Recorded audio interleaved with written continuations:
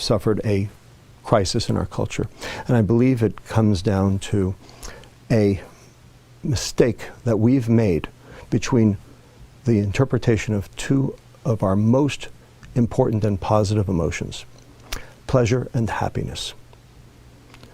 A lot of people equate the two, but I'm here to tell you that they are completely different. A lot of people think they're exactly the same. In fact, on the internet, you can find definitions that actually conflate and confuse the two. So what are the differences between pleasure and happiness? And I believe there are 7. Pleasure is short-lived, happiness is long-lived. Pleasure is visceral, happiness is ethereal. Pleasure is taking, happiness is giving. Pleasure can be achieved with substances, happiness cannot be achieved with substances. Pleasure is experienced alone, happiness is experienced in social groups. The extremes of pleasure all lead to addiction, whether they be substances or behaviors. Yet there's no such thing as being addicted to too much happiness.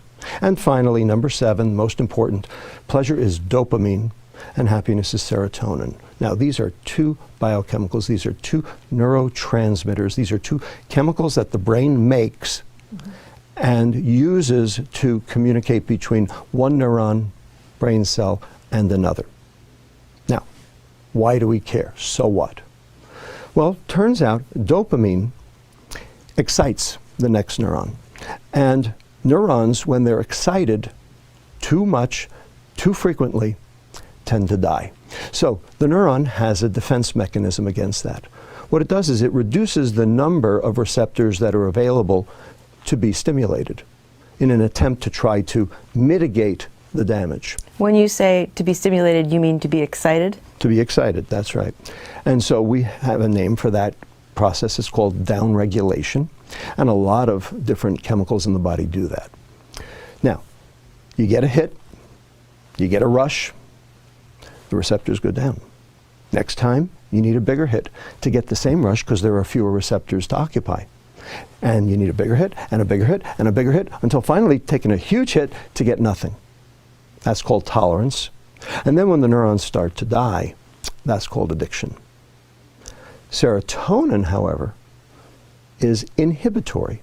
It's not excitatory. It inhibits its receptor to provide contentment, to zen out, if you will.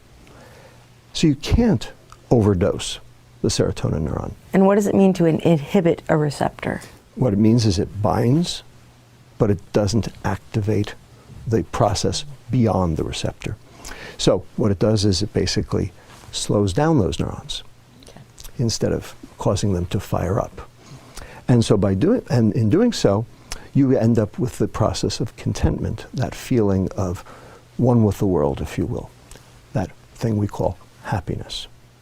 Now, there's one thing that downregulates serotonin, dopamine. So the more pleasure you seek, the more unhappy you get. And Las Vegas, Madison Avenue, Wall Street, Silicon Valley, and Washington, D.C. have very specifically and in a coordinated fashion confused and conflated the term happiness with the term pleasure, so that you can buy happiness, so that they can sell you their junk. It's called the American economy, and it's based on hedonic substances that drive pleasure rather than happiness. And in the process, we have become most decidedly unhappy. And the problem is, you can't fix a problem unless you identify what the problem is.